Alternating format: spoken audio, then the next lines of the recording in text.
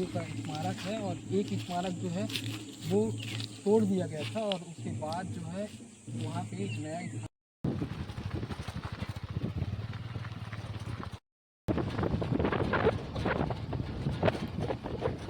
देश में सबसे बड़ा इनकाउंटर होता है जिसमें माओवादियों को एक बड़ा झटका लगता है और उनके 29 साथी आपा टोला के ठीक आगे मेरे जंगल में मारे जाते हैं और जवानों को एक बड़ी सफलता और साथ साथ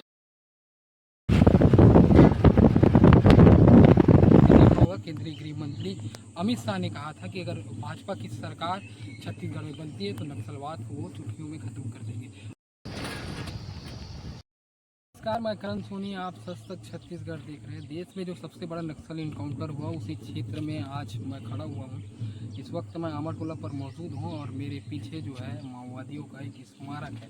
आप तस्वीरों के जरिए देखें और समझें कि ये एरिया कितना संवेदनशील होगा, वो भी उस दिन जिस दिन माओवादियों ने जो है 3 जिले का बंद का आह्वान किया। और मैं उस आपा टोला के जंगल में जा रहा था ग्राउंड रिपोर्टिंग करने के लिए, तो रास्ता में जो है आमा टोला का ये गांव पड़ा। आमा टोला गांव में आने के बाद मुझे जो चीज़ बार बार नज़र में आ रही थी उस चीज़ को सोचा कि आपको भी दिखा दूं। मैं कैमरामैन से कहूँगा इधर आए और इधर की तस्वीरें दिखाएं।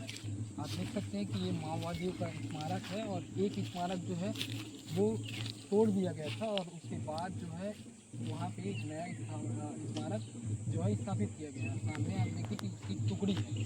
हालांकि जो हमारे जवानों को बड़ी सफलता मिली थी, साथ साथ जिसकी चर्चा पूरे देश भर में थी, लेकिन आप समझिए कि माओवादी संगठन लगातार बैकफुट पर जाते जा रहा है। बैकफुट पर कैसे, उसकी विस्तृत रिपोर्ट मैं आपको समझाता हूँ।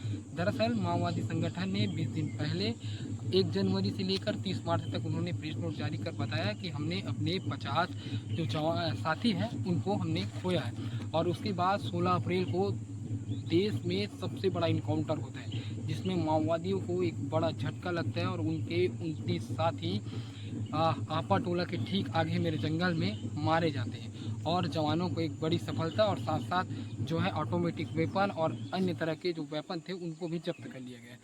लेकिन मुझे बताने का मेरा मकसद ये था कि 50 माओवादी के बाद 30 लगभग 80 की वो संख्या पहुंची और उसके बाद माओवादियों का जो मोलर है वो बल गिरते जा रहा है, इसलिए क्योंकि लगातार जो है फोर्स एक्टिव मोड पर है। और जब से सूबे में भाजपा की सरकार बनी है तो आपने देखा होगा केंद्रीय गृह मंत्री अमित शाह ने कहा था कि अगर भाजपा की सरकार छत्तीसगढ़ में बनती है तो नक्सलवाद को वो चुटकियों में ख़त्म कर देंगे और लगातार ऑपरेशन देखने को मिली और उसका नतीजा है कि छत्तीसगढ़ अब लगातार नक्सल मुक्त होते जा रहा है। आज इस जगह पर मैं पहुंचा हुआ हूँ और ये देखने की कोशिश कर रहा हूँ कि आखिर जब माओवादियों ने बंद का आह्वान किया है तो उसका असर कैसा होगा। हालांकि आमा टोला का ये गांव है जहां मेरे ठीक इस पार आप देखें तो यहाँ पे स्कूल है और स्कूल के ठीक सामने भी यहाँ पे स्थापित हुआ होगा। अब जरा सोचिए कि यहाँ जो बच्चे पढ़ने के लिए आते होंगे वो इस स्मारक को देखते होंगे और किसी न किसी से सब पूछते ही होंगे कि ये स्मारक किसका है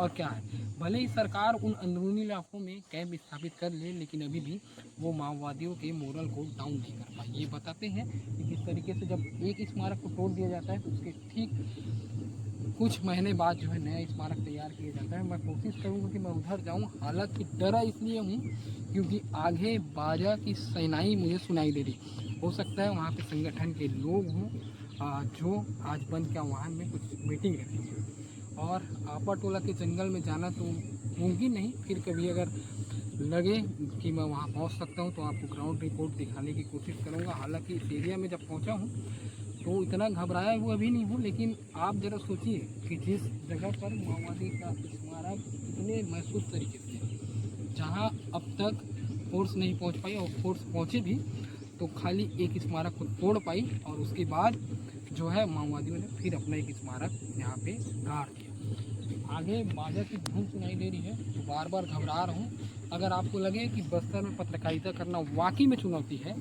और बस्तर में जो है जान जोखिम में डालकर पत्रकारिता किया जाता है तो आप वीडियो को शेयर जरूर करें और हमारे चैनल को सब्सक्राइब करें। आपको क्या लग रहा है कि वाकई में सरकार नक्सल ऑपरेशन में लगातार तेज़ी दिखाती जा रही है और आने वाले कुछ साल में क्या लाल आतंक पूरे छत्तीसगढ़ से मिट पाएगा?